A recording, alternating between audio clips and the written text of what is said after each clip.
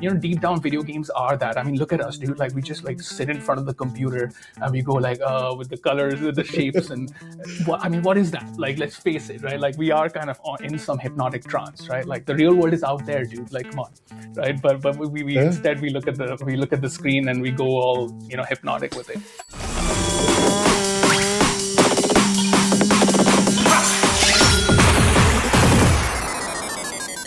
Hello and welcome back to another episode of Savepoint Stories. I'm your host, Kurosh, and today we are lucky enough. We spoke out and we manifested this about talking about some of the games we've been loving, and we are sometimes able to get things to kind of manifest out of that. And we had a chance to play Tamashika recently, and now we are speaking with the developer, Quick Tequila. Vidhvat, thank you for joining us. Thanks for having me, man. Yeah, today we're going to be talking about your development and some of. Right now, we have an update that's out now or coming out. Mm-hmm. It's out. Yep. It's out now as well. On PC and consoles and everything. And we'll get into some of my questions that are pertaining to the update because there's a slew of new things you've done. But since playing it, I've had a few questions on my mind. So I kind of wanted to. I prepped a few questions if you don't mind me getting into it, but. Just let me start off. Like, how has the reception? Like, you've launched the game now. Congratulations! Thank you. How has that been? A long journey. It's been a long journey. I've always made games because like I'm chasing after a feeling. And like I try to discover it as I go. So it's like this process that I put myself through, hoping that one day players would be able to like enjoy this game. And usually I like previous titles that I've made, I spent maybe a year, maybe 2 years. This one kind of like pushed that to the limit. So this was one of those projects that it meant a lot to me. So I was relieved actually when it came out, but once it did, I kind of realized that I want to work on this a little bit more. So that's the stage where we're at right now. That's why the update. Nice. It sounds like the game's got even you in a flow state. Oh man, don't even get me started on that. Tamashika, she's hypnotic. Yeah, no, very much so. That's like my experience with the game. I'm kind of curious with that development journey, like the final game that we've seen at launch and now. How much of that matched the original version you had, or did you have to go through a bit of an experience in between? Can you talk to that? Yeah. Basically, what I just said about how I'm like usually chasing after a feeling. Like I don't come with like this grand plan and like this waterfall model of like here's what I have to do to get to this vision of the game. So it was kind of like, okay, I wanted to make a corridor shooter. I wanted it to be psychedelic. I knew there was going to be a gun and a knife. All right. I didn't even know what they would do. Like, but that's just like what came to me in the vision. So in terms of that, like just looking at that, very much what I wanted to create, right? Like that's exactly the game that I envisioned 3 years ago. Everything else though, all right, everything, and I mean everything else, right? Like all the rest of the stuff is something that I discovered along the way. And also all the people that helped me with the game, they kind of like added to it in ways where I was just like, you know what, like this fits, like this. I didn't, particularly imagine the enemies that way, or the animations that way, or all the mechanics and all the things that you can do in the game. Those just, they just emerged. It's almost like Tamashika tells me what she wants in the game. So, she spoke to you. Yeah, basically. So it's like something that you kind of like discover while you do it. That's how, at least that's how I design these things. Yeah. Okay. In that discovery, when you were designing like the game, it's very much meant to discourage like marathon sessions. It's just like kind of going in, jumping in, out. Is that at odds with like most game designs where it's like it wants you to stick with it and like play for long periods of times? Was that a hard pitch when you were trying to look for a publisher when you are with Edgelord? Yeah. So I was very intentional about wanting to offend modern game design standards, almost like, because I think they've become standards, and it's something that just personally as a game player, it's something that just annoys me a little bit, and I wanted to make a game where I don't have to deal with all of those things. But yeah, when you pull out all of those very standard carrot on a stick style of design techniques, of like engagement loops, and all of those things, it can it can impact the game in some ways, or the way it's received. Thankfully, yeah, it was not a hard sell at all, because like I was Oh, very intentional about it. And also Edgelord, just I think they're more like creatively inclined, so they kind of like saw what I was trying to do from the outside. So it was a good fit. Like I don't want to be chasing trends, man. We're going to be setting trends. yeah. Yeah. No, Yeah. it is interesting with a kind of. It's always games are always this weird mesh of like creativity with business, right? And Yeah. creating something that's out there. How kind of talking about Edgelord and like your partnership with them. How was that discussion like going forward? Because they're not, from what I can tell on the outside looking in, a traditional publisher.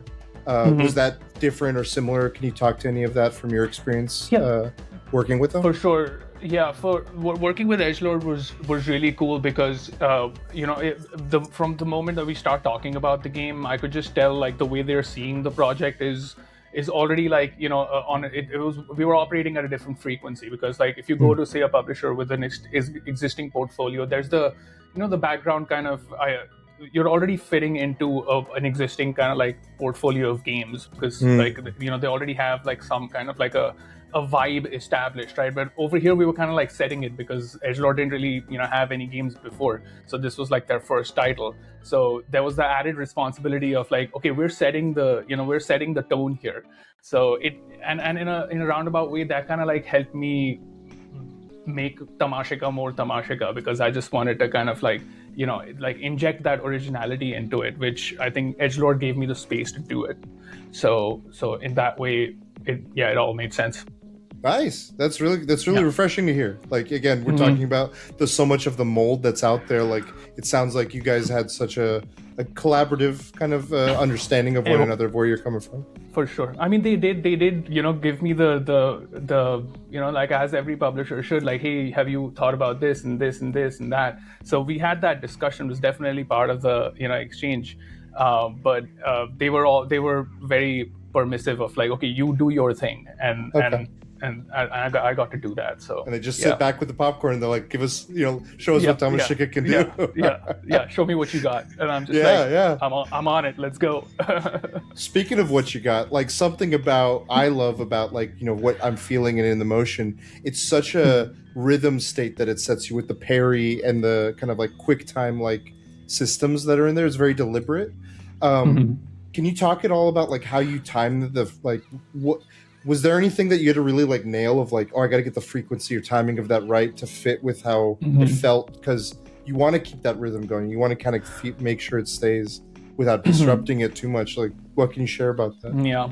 So the original version of the game, I'll try to make this quick, because like Tamashika was a lot of different games before we came to this version of it, and it was actually way back. It was actually an auto runner, where you would just like run down the corridor and you just have to press the right button at the right time. So it was a lot more rhythm before, in that like you were almost playing a Guitar Hero, for example, right? Like gotcha. It was at that level, right? But then I discovered that I didn't really want to make it that strictly rhythm based. So where we arrived at, and this is closer to the final version of the game, is this kind of like you set the rhythm with the game. It's not it doesn't impose the rhythm that strongly, because now you can like W, A, S, and D kind of like move around the level like a regular shooter, but then also the rhythm stops and you have to press the right button at the right time, and that was more where I saw the game, like where it felt right. So for me, the numbers and all the parry windows and everything was all out of like a personal preference. Like I tuned all of those to fit the animations that I had before, which changed after I had my animator help me with the animations. So those numbers changed a little bit, but I was just adjusting to like what like muscle memory I wanted to set that felt right to me, because we were already doing something that most first-person shooters don't really do, right? I really wanted like an attack and a defend, like that. Like I just wanted to play a first-person shooter that has that, and make it a little bit timing based, and that's it. That's the game, right? Like that's it. Like didn't think too much about that. Yeah, I didn't think about when you mentioned Guitar Hero, that kind of stuck with me of like you're waiting for certain moments, but giving it that agency that it has in the final, what you shipped. I can see the thought process that kind of led there. Is it very much Mhm. so when you were doing that timing and kind of playing through? Is it just playtesting? It was, yeah, a lot of it was just playtesting, but I was very, I'll be honest, like I'm sure you can tell by this point, I'm a little bit stubborn about my design choices. Like even if they don't, fit a mold of some sort, for me, it was more just chasing after a feeling. And I did that, very completely. Um, yeah. So, kind of going into a bit of the update. I mean, you have accelerate mode, Mhm. right? Can you talk Yeah. a little about what is accelerate mode? Accelerate mode. So this mode is where the game kind of like takes a turn into being more of like an infinity runner, but in the style of Tamashika, where it's not just a random level. It's the same, like you get a set level for the day, which is a lot shorter, and it involves kind of looping around that level over and over again. And every time you do make one lap, you get to go a little bit faster. So by the time you're at lap 5 or 6 or 7, you're going like almost double speed of where you are in like the regular game mode. So it adds a new dimension where the texture of like how it feels to play the game Uh huh. fundamentally changes, because now you're doing the same thing like way faster. And um, the melee and the parry mechanic is kind of like it's toned down a little bit, so that you're Okay. focusing just on the duck hunt style, pop and shoot, and that's it. And you can just accelerate into that and see how far you want to push yourself. So You start to yeah, see it's the matrix there. very much so. Yeah, especially at dosage level 15, you kind of, you can't tell where your idea of you ends and Tamashika begins. That's the Yeah, yeah. ultimate flow state. Yes. What was there anything you learned from the base games, kind of what you've set there as a foundation to help you build into Accelerate, or were you already thinking of things to implement in Accelerate? So accelerate mode was already in the game technically before. Like I just didn't push it out with the base game. I already had the thing built out, but I just wasn't happy with how polished the level of polish. So it wasn't really the feedback, but more just like part of the vision, where Okay. where we change the way the game is played, right? So Yeah, yeah, it was more of just like, okay, I need to get this out. So yeah. You want to first impress them by going 100 miles an hour, then you're like, we can crank this up to 200. Yes. Yep. That's basically, yeah. That's the instinct. Yes. And then there's the time travel and calendar menu, right? So Hmm. that lets players revisit old daily levels. Yes. Is there something there though that kind of can you talk about this? I guess with how that is that at odds with the earlier we were talking about, kind of setting a small amount of time to this game as opposed to sticking around. Like, can you talk me through that a little bit? Yeah. Yeah. So originally the game did have the calendar menu. It's just it wasn't an actual calendar. On weekends you could go to any date basically. And you already had the bookmarking feature where if you like a level, you can just store it in memory. So those features technically did exist on release. The game never tells you about any of these, by the way. So if you go out of your way to find out about them, will you discover them. Otherwise the game is very cryptic, and there's no kind of like manual that tells you like, hey, you can time travel. Like there's none of that, Yeah, right? no There's just arrow like here. obscure symbols and stuff that you can click that sometimes makes a sound, like. So first of all, like, let's like get that out of the way. It's not something that's communicated to the player. And yes, it is definitely at odds with the whole idea of like just having one level a day, right? And like focusing on that. I don't imagine most players would like, who are playing the game regularly. If you're like going for your daily hit, you've already played the levels before, so you won't really want to go back. So if you do click the bell, if you ring the bell to open the portal and go back, Tamashika will laugh in your face. And if you're okay with that humiliation ritual, please have at it. Go to whatever date you want, collect whatever items you want. It's all good. Yeah. Nice. I like that. I like it's kind of Yeah. just like that. This is what you're signing up for. Yep. Yep. Talking, you mentioned a bit about the dosage setting and like Yes. that being like a great way to kind of add some friction into it's like an in-universe way of adding kind of graphics options in some aspects, between like low effects mode and fidelity. Was there how like does setting that up or building that frame space out, like, can you talk about how that came to be? Like, was there any dialing you have to do, or what was that from a Yeah, developer so standpoint? very much like from the beginning when the game started getting traction, a lot of people were like, hey, this looks cool, but like the effects are a bit much. And I'm like, Hmm. yeah, well, that's core part of the experience. So at the same time, I didn't want to be that guy who's like, oh, I'm not going to add accessibility options, or make it purposefully difficult to play, or stick to the visual kind of theme so strongly that players who might find it difficult can't play at all. So the idea of having an accessibility slider to just like tone down the effects, very much planned from the beginning. And I put as much effort as I could into it to make it more tolerable on lower settings. Okay. The idea of like calling it the dosage, kind of just like it just came. I'm just like, wait, we are doing this whole digital drugs thing, right? And then the whole thing is an acid trip, so can I just like control the amount that I'm doing, right? So Yeah, you're microdosing. yeah, and when the game came out, on the Discord, because like that's where all the like the core fans are at. They're just like, man, hey, if we can go dosage 1 and 5 instead of 10, why can't we go the other way? And I'm just like, that makes complete sense. I'm convinced. So that's why the dosage 15 setting, where like we turned the saturation up. So I've made it in this update also. I've made the lower settings so that the contrast is more adjusted, so the colors are muted, but the enemies still pop out. I thought that was a good addition. So hopefully, players who have trouble with all the colors and everything, they can kind of play a version of it that's more toned down. Yeah. No, I Yeah. love that it's become also a bit of a dialogue now between like you and your core fans of like, Mhm. what you're wanting to offer them to give like a wider range, but then also what your diehards are like, give us more of this direction, and you're like, you know what, you're right. Yeah, Like, let's yeah, make it yeah. happen. Everyone's happy. Yeah, everyone Yeah, gets to play the game the way they want to play it, and I'm okay with that. I'm happy about that. Yeah. that's great, man. I love to hear that. Mhm. Mhm. Part of this too. So it's on Xbox Game Pass. Am I correct in that? Yes, yes, yes. So it's exposing, like, kind of talking about your fan base. Usually, from what I understand with Game Pass, and I know mileage may vary depending on the developer, but something like that is just opening the game up to a wider audience. You're getting like a lot. It's less of a, I guess, a niche. Like, hey, we are the diehards. It's now just like anyone with Game Pass can now access the game. Yep. Is that change, or like, was there any feedback you had where it was like, oh, now that it's wider than who I was initially intending it for, the reception might be varied from what you were anticipating or expecting, or can you talk about that at all? Yeah, I was excited to hear that Edgelord had plans to put it on Game Pass, because I wanted the game to have like this, you can access it easily and just try it out.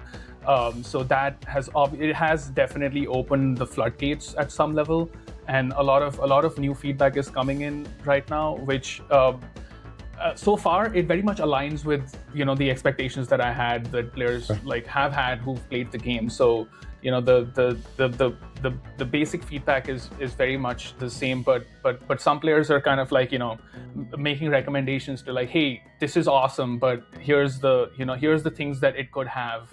And I'm looking at all of it. Like I am looking at all the feedback, and I'm just like in the background always like testing to see if, okay, here's what players want, but here's my vision for where I want to take the game. And I'm like, you know what, I hope these two match with each other, because I'm too hooked onto how I see the game evolving. So there's that interplay is happening. Like I am listening to the feedback, and a lot of different players have different expectations from the game. So there's if you look at the feedback, you kind of see that, okay, this thing could be many different things, right? And you kind of like do a little kind of a reduction from that, and okay, this is gonna appease most number of players if the game went in this direction. And I just look at that and I'm just like, you know what, I hope my vision aligns with it somewhat, at least. Yeah. No, I think that Yeah. you touch on something there of like, there's an authorship, right? You have a vision for what you want this to be, and what you're bringing, and you're sharing that, and then there's a little bit of a dialogue there. I find that really interesting. I think that's yeah, me too. Live service games and everything, like it's almost like an organism. It's like a living, breathing organism, because like players are playing your game, and there's lots of them, and they have these like expectations from where the game is, where it's going, and like all the more AAA games, you can actually see that that's like a proper dialogue that's happening between the players and the and the developers. So and Right. in that process, like the game like transforms, right? I find that awesome. That's amazing. But like I'm just doing it at the level that I can pull off right now. Yeah, And no, I think yeah, it's yeah. great. Yeah, and I, I'm more on the stubborn developer side where I'm just like I want to do what I want. Yeah, like I said, the flow's yeah. got to flow, and you got your flow state, Mm-hmm. man. Speaking of flow state, and I have one or two more questions to go. Mm-hmm. So your prior game you've worked on is Lovely Planet. Am I correct in that? A few of them, yes. Among a few.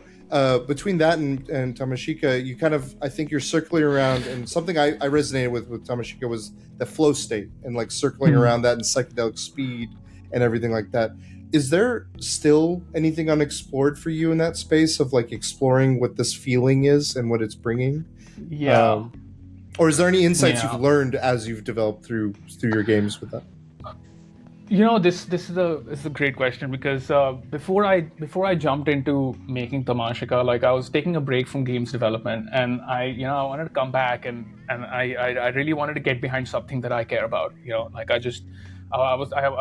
stopped everything that I was doing before to go back to making video games, and I wanted it to make sense, right? So I took stock of like the kind of games that I play, the kind of games that I make, the kind of games that I like. And I discovered that for me, a big part of what makes video games like fun to me is the fact that there's an interface between what on one side is a human and then a computer, like a machine, unlike regular games or board games, right? And in that interface, I think like a lot of like magic happens, and one of those things is just the tactility of pressing the right button at the right time, and the sounds and the visuals kind of like dancing to you, right? And how, because there's a computer on the other side, it can kind of also learn to do that with the player. It's kind of like a rhythm game with brains trying to kind of like come into rhythm with the player, right? Like that Yeah, yeah. that kind of thinking like has always been at the back of my mind, and Tamashika shows that, right? So for me, I want to explore how, like, I want to eventually get to a place where you do actually like lose track of where you begin and end, and where the game starts, like that kind of that's my kind of game, like that's where I get lost when I'm playing games. Yeah. So I mean, turned up to 11, like we can see where the technology goes, and maybe we can actually do video games as like altered states of consciousness, right? Where you kind of like sit in front of the computer and you kind of like you actually go there, you go someplace else, not just like a different world with different characters, but like the way you can connect with the machine in a sense. Because I think that deep down video games are that. I mean, look at us, dude. Like we just like sit in front of the computer and we go like with the colors, with the shapes, and what is that? Like, let's face it, right? Like we are kind of in some hypnotic trance, right? Like the real world is out there, dude. Like come on, right? But we Yeah. instead we look at the screen and we go all hypnotic with it at some level. So that's where I see video games. That's what I like about video games. Yeah. Thank you. No, I appreciate you sharing that insight and your perspective on that. I think something, as you were describing that, the earliest memory I have with something like that was Tetris and another game on the DS, Medios, where once I played enough of it, it just like became, I could see it behind, and you kind of enter as you're playing it, and then it sticks with you. And it kind of, as we were talking about, I realized something is that this game is the first time I've experienced something like that since those games, and it's really? a very rare thing. Yeah, it's like wow. I haven't hit something like that, and to chase something I didn't even realize I was chasing it. But thank you for kind of explaining it that way. It's like you start to unlock it and kind of open a perspective of that. So I appreciate that. Like I'm like seriously, like if you just compare Tamashika to Tetris, I won, bro. That's it. Like I did my job. Success. Success. Well, I want to leave you with one last question. Kind of like that was a memory that I've shared, and I think you throughout this conversation we've talked about how games impact us. Something that with my show is I like to kind of look back and see what games touch for other folks. And so I want to ask you, do you have a game that's like one of your save points, like playing this game contributed to who you are today? whether it Oh be in your man, past, present, or a shared memory or anything like that. Whatever you're comfortable sharing, I'm kind of curious what a save point is for you. there are lots of cool games out there, and I don't want to select one and kind of like Sure. overshadow the rest of them or anything like that. And a lot of this is also like very personal, like when you play, what you play, and everyone has like a different way of kind of like discovering games and everything. For me, I was recovering actually when I was in uh, right out of high school, I think. I was in the hospital, and it was just like I was very close to like meeting like mortality and everything, right? And I'm just like, okay, I came out of that, and went to my computer, and I played Dark Souls for the first time. And I got into that game after like struggling with it for hours and hours. And I was doing it with a friend of mine, he was also like getting into the game. And that journey into discovering my first From Software game was just like, yeah, it fundamentally shifted something in my brain, not just as a game designer, but like a person living a life, kind of like journeying in this simulation. I kind of it shifted something very fundamental in me. And that's, I think we'll need to take out another hour of podcasting to get To really just deep go into into why that. that is. Yeah, because I think that game just, yeah, it did something to me very Okay. profound. So that's, Well, yeah, that's I Dark appreciate you Souls. sharing that. I'd love, if you ever want to come back, let's talk about it. I'd be happy to. Let's do it. But again, thank you, Vidhvat, about talking Thanks, about man. Tamashika. Is there anything I want to give you the platform? If there's anything you want to leave our viewers with as a final message, please go ahead. Oh, thanks, man. I hope you guys are enjoying Tamashika, and please remember to take breaks. Don't play for more than 30 minutes at a time.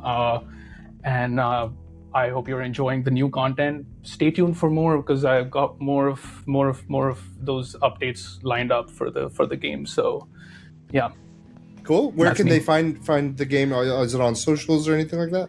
Yeah. My X account is basically where I post most of the updates, and along Okay. with my stream of consciousness. So you just ignore that part and just focus on the updates of the game.